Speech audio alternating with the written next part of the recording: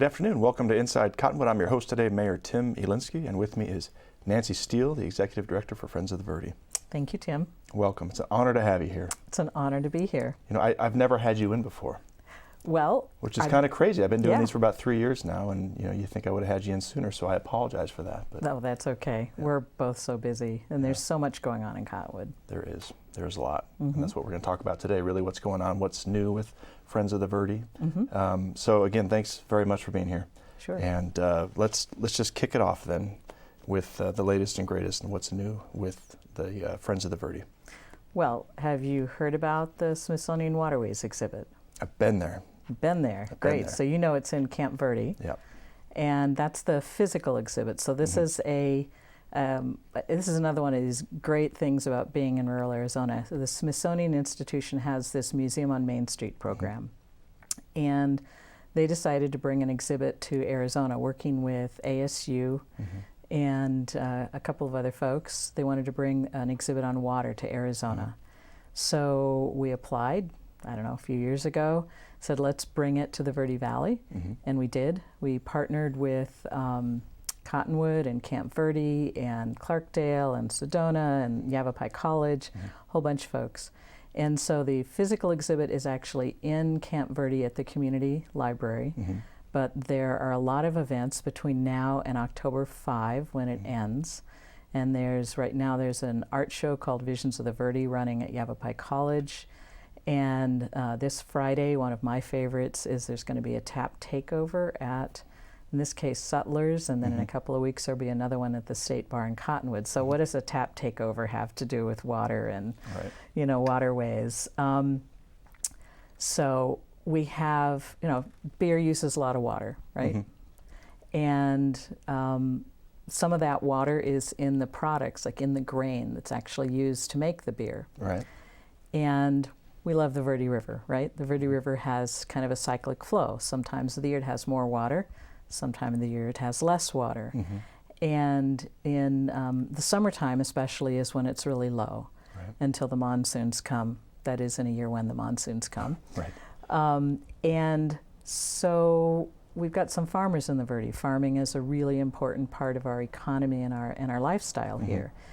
And one of the really neat ideas, and we got to credit the Nature Conservancy with coming up with this really neat idea, is let's see if we can do some crop switching and maybe switch from hay, which grows all summer long, to a crop like barley, which gets harvested in June. So it doesn't use water in the summertime.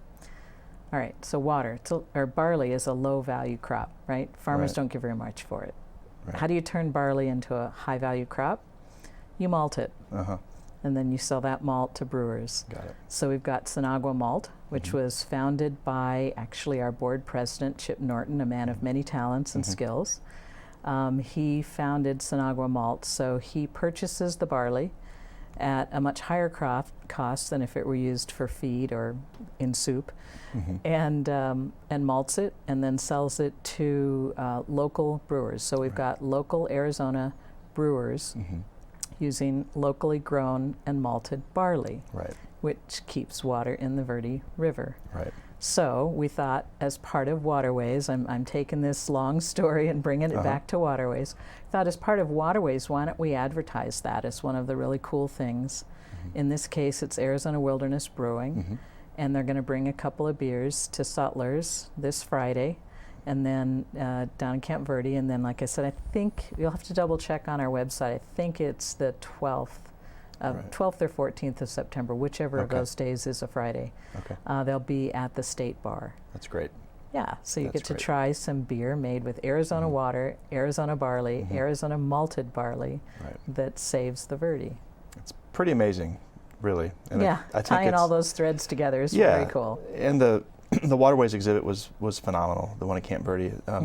More impressive than that, to me at least, was the Visions of the Verde at Yavapai College campus. I have never seen that campus so full for an opening like that. And it's really amazing because I think it really speaks to how much impact you've had, Friends of the Verde has had here in the community. And there's just a lot going on. You have your hands in a lot. So thanks for the hard work you do. Sure. If we could just take a step back now and talk about this organization, Friends of the Verde, that does do so much in the Verde Valleys. I mean, exciting, vibrant things that are happening.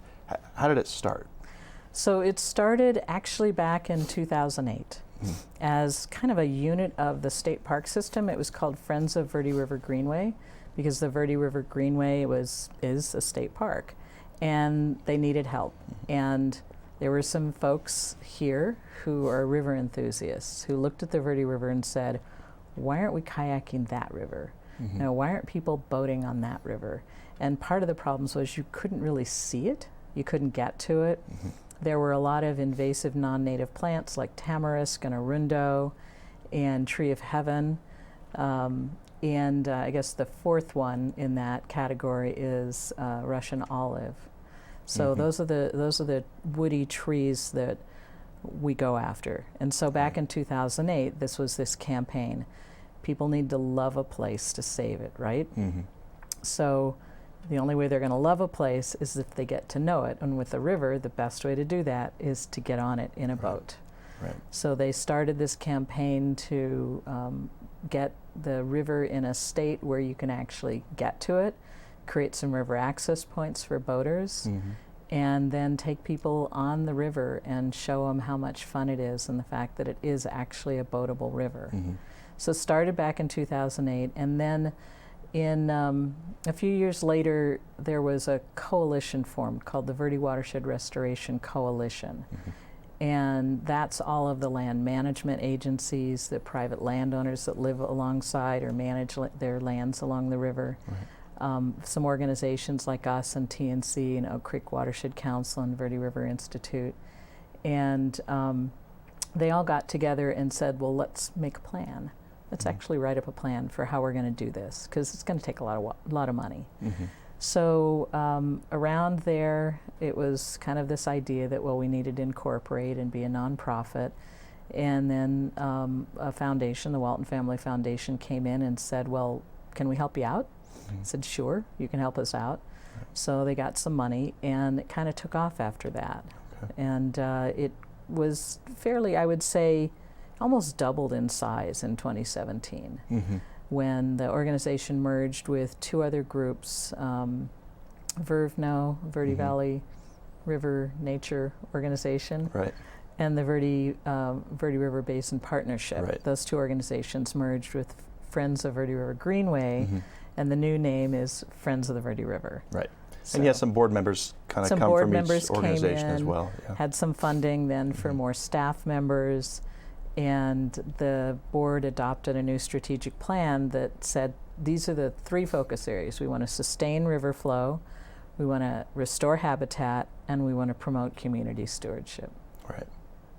Great. And you came on board? I came on board at the beginning of 2018, so I was the part of that wave. And I'm actually their first professional paid executive director. You came by way of Los Angeles. By way of Los Angeles. You are an Arizona native. I'll just throw that in there. Yes, I was born and raised in Phoenix. And when Phoenix was, at least it felt like a small town back then.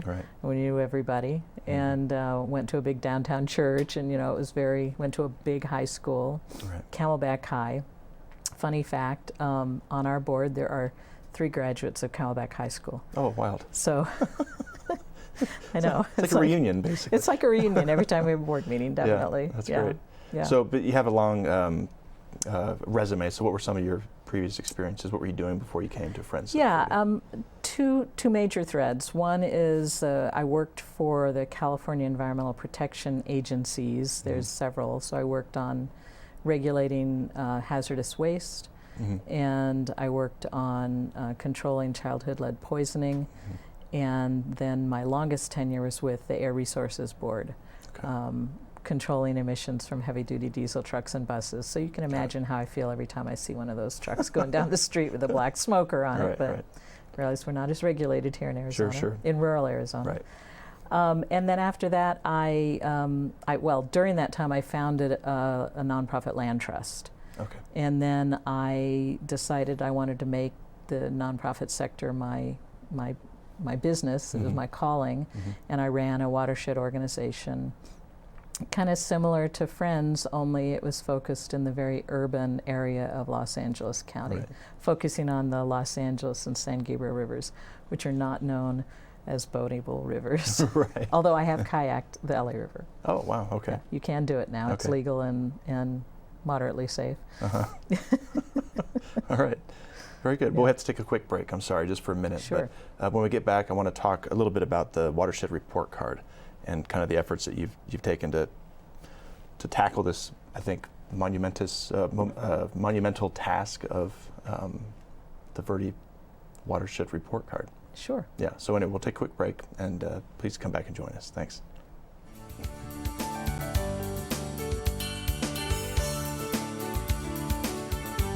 This is Bruce Morrow, Transportation Manager for Cottonwood Area Transit. Remember, we cover the entire Verde Valley and Sedona. Cottonwood Area Transit has you covered wherever you want to ride in the Verde Valley, all day, every day. Take Cottonwood Area Transit through Clarkdale, Verde Village, and from 26 locations in Cottonwood. With Verde Links, it's a quick and easy trip to Sedona every day. Don't forget our connectors to Camp Verde. Visit cottonwoodaz.gov for Cottonwood Area Transit and take a seat. Let's go ride. Do you feel like people are avoiding you? Don't be a dreaded spreader. Protect yourself and those around you from flu. Here's 3 things you should do. Get a flu vaccine each year. Take everyday preventive actions to stop the spread of germs, like covering coughs and sneezes and washing your hands, and stay home if you're sick. If you do get the flu, contact a healthcare professional right away and take flu antivirals if prescribed. Don't be a dreaded spreader. Take 3 steps to fight flu.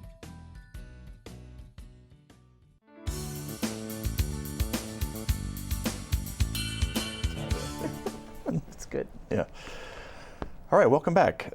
This is Inside Cottonwood. I'm your host, Mayor Tim Elinski. With me is Nancy Steele, the Executive Director for Friends of the Verde. Thank you, Mayor Tim. Thanks for being here. Do appreciate it. So we were going to talk about the Watershed Report Card, Yes. right? All right. What's a Watershed Report Card? What is it? Well, you probably got a report card when you were in school, right? Yes. Yes. There's much trepidation every semester It did. at the end of the year. Right. What is, and so a report card is, it's kind of a summing up. It's kind of an easy format that everybody understands. It says kind of how well you did, right? And if you look at the report cards over time, you can sort of see a trend, right? Sure. Where your grades are going up or down. And so the concept of the Watershed Report Card is it's a communication piece, right? It's a way to communicate between the scientists and land managers and, say, water quality folks, way to communicate the information that they've been gathering and communicate it to the rest of us in an understandable fashion. So I was mentioning earlier about, you can't save a place if you don't love it, and you can't love it unless you know it. And so this is that same kind of idea. It's like, let's give you a snapshot in a digestible, easily digestible way so you can understand where we are. Right. And so what we did, we hired this great team from the University of Maryland, Center for Environmental Science, that has been doing report cards all around the world. Can you just give a couple examples? I think it's fascinating where these other report cards have been. So the Chesapeake Bay is heavily studied. They've been doing report cards there for over a decade. But also in Australia, the watershed that Brisbane is in, Moreton Bay, Orinoco River, the Mississippi River, America's watershed, Long Island Sound, Willamette River. So they've done a whole lot of watershed report cards. They've done them in India. They've, all around the world. Right. Great Barrier Reef. They've also done one of the Great Barrier Reef. Okay. And so some of these end up being one-offs where the community just has a snapshot, but others like the Chesapeake Bay they're updated every year. So they've figured out what are those small number of indicators, like, in school, like English and math, what are the small number of indicators? So they've got like eelgrass as one of their indicators. So what's the health of eelgrass? Because that says something about the health of the Chesapeake Bay watershed. Right. So what we did is we got a group of folks together and said, first of all, what do you value? What would you really miss if it were lost about the Verde River and its watershed. And that includes the communities, right? We're not just talking about nature here, we're talking about nature and people. Right. So based on, what would you lose, what would you miss if it were gone? Then we asked them, well, how would we measure that? How would we translate those values into measurements? Did that with a bunch of different folks of people, different groups of people. We even went down to Phoenix because they are end users of the water in the Verde. Right. But most of the folks we talked to were in the Verde watershed up here, the Verde Valley, and came up with indicators in 3 areas: water, habitat, and community, which is perhaps not surprising that it we put it in that kind of a framework. But so we're going to be looking at water quality, water quantity, in habitat, the riparian, the riverside habitat, the aquatic, the actual water in the river that fish and otters and beaver use, and then uplands, right? Because the watershed is not just about the river itself, it's about the land that feeds and nourishes the river. And then on the community side, we're looking at community vitality, which is a whole nother, like you could have whole watershed report cards just on community vitality, and engagement. So like civic engagement, how do people engage? Do they volunteer? And we're even trying to use some 21st century thinking about digital engagement. How often do people search online for things that they can do in the Verde watershed? Okay, interesting. Yeah, so a whole lot of data crunching all behind the scenes, but there will be a methodology document that will describe that if you want it, if you want to read it. Right. But the report card itself will probably be no more than 8 pages, I'm thinking 8 to 10 pages, 10 max. They like to keep them smaller because, again, we want to make it easily digestible. Succinct. Succinct and understandable. And then as we do these over the years, then we'll start seeing trends, and we'll be able to identify projects and programs where we can direct our dollars more effectively to improve conditions. Right. Or in some cases, keep good conditions good. Sure. Right. Sure. This is the first year you've done this, so it's a huge undertaking. Right. I imagine the first year is probably going to be the most difficult. Yes. I would hope. Yeah, I know. I hope it gets easier after this. I'm sure you do.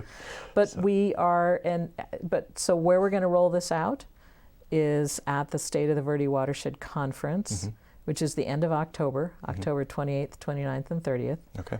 Down in Camp Verde at the Cliff Castle Casino. We needed a bigger location because we're anticipating a bunch of people are going to want to come to this conference. It was in Clarkdale 2 years ago, right? It was in Clarkdale 2 years ago, yes. Yeah, okay. Yeah, and we plan on doing the conference every 2 years, and we plan on continuing to move it around the watershed. Right.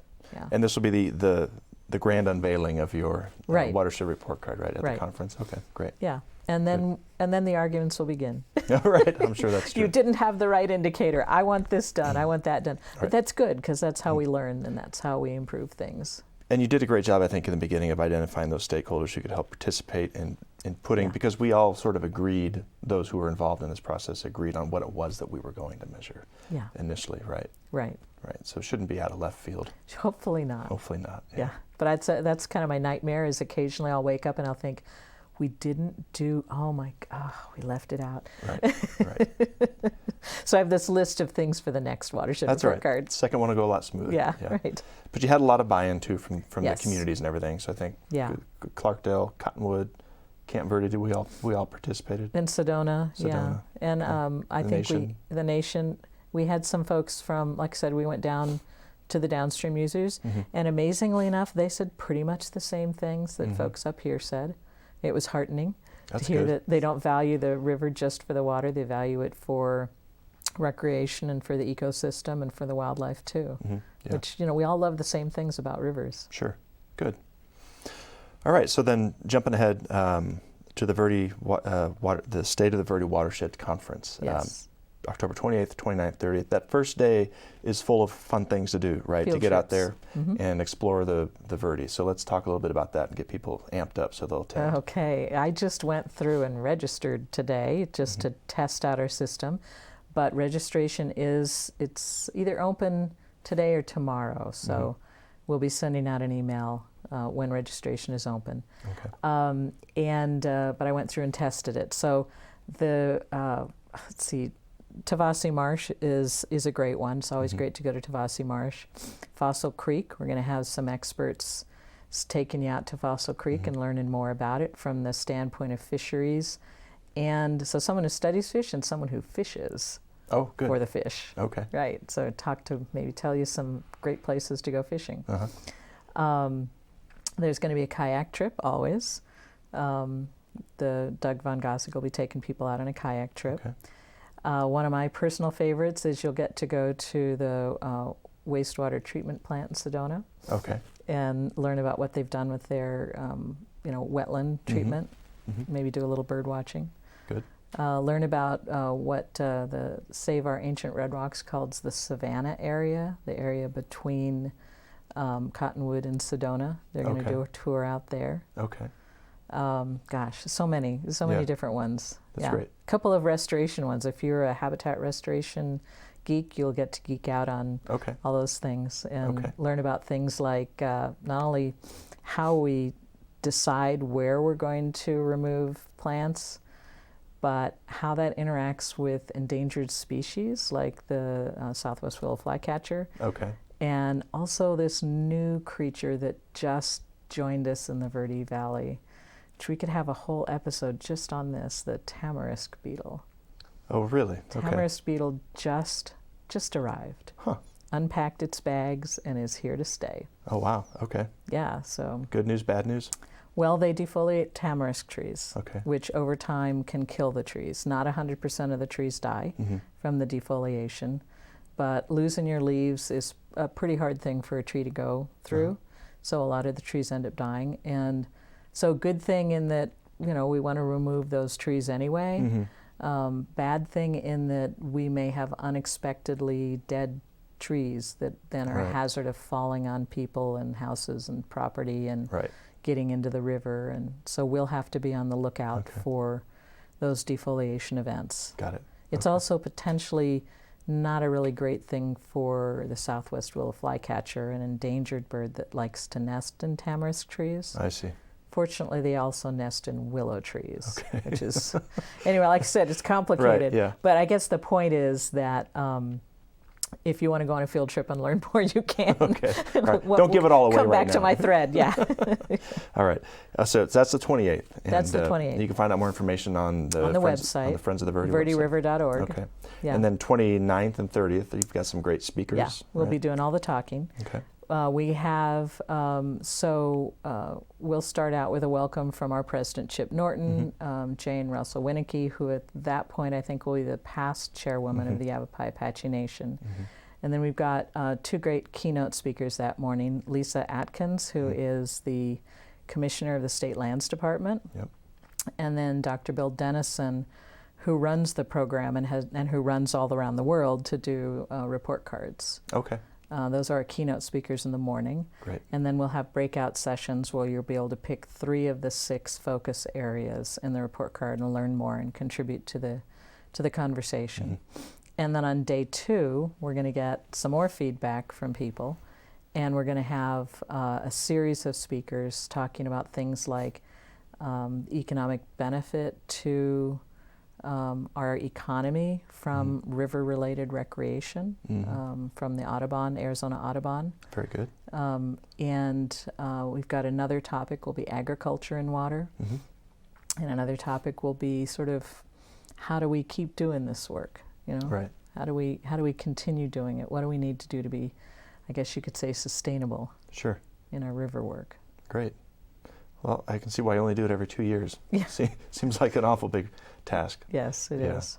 But that's good. You've got some great people coming. And 2 of my favorite people, Chip Norton and Chairwoman Winnicky. Yes. So great. Good. I have to cut you off.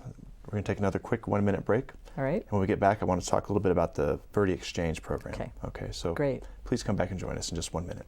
All right.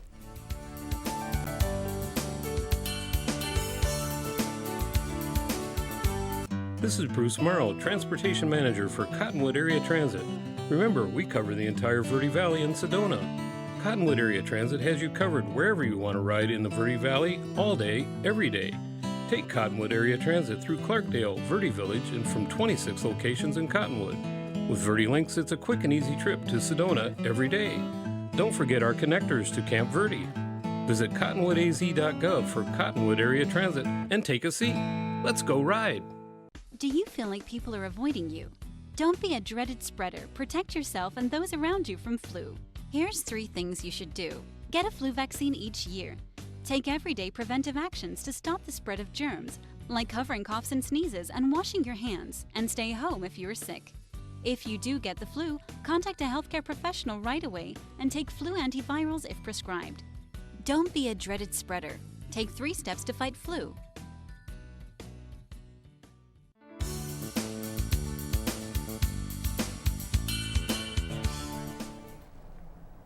Welcome back to Inside Cottonwood. I am your host, Mayor Tim Elinski. With me is Nancy Steele, Executive Director for Friends of the Verde.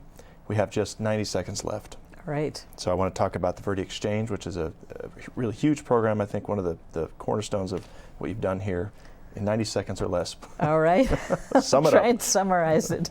So the Verde River Exchange is I'd say it's an innovative program. It's not being it's not happening anywhere in Arizona. And what we wanted to do was show that we could have a voluntary program that conserves both surface water in the river and groundwater. So it's we have people that are involved in this program that buy what we call water offset credits and actually fund the program. Those are folks like Page Springs Vineyards, Merkin Osteria, Fish's Garden, Rainbow Acres, and Sinagua Malt, and the State Bar. Those were our buyers recently. I think in the past we've also had Out of Africa as a buyer. And so those are the folks that are voluntarily paying to offset the water that they use, which in turn keeps water in the river. Right. Well, that's a quick summary. And I think it's not only the only one in the state of Arizona, but perhaps in the nation, right? Yes, we've looked. We haven't found any other program just like this. All of the others are mandatory and based around a legislative requirement. Well, it's fantastic. It's innovative. We have you to thank for all this work, Nancy. You have a great team that works with you. So we have our fantastic board of directors, our fantastic staff, and the great people who live here in the Verde Valley who support the river and support our organization. Yep. Well, thanks again. Thanks for coming in. Folks, please do attend the State of the Verde Watershed Conference. And you can always find out more information on the Verde Exchange program or any of the other great things that you're doing. And don't forget about Waterways. And the Waterways, yes. Get over to Camp Verde, check out Waterways, Visions of the Verde up at Yavapai College.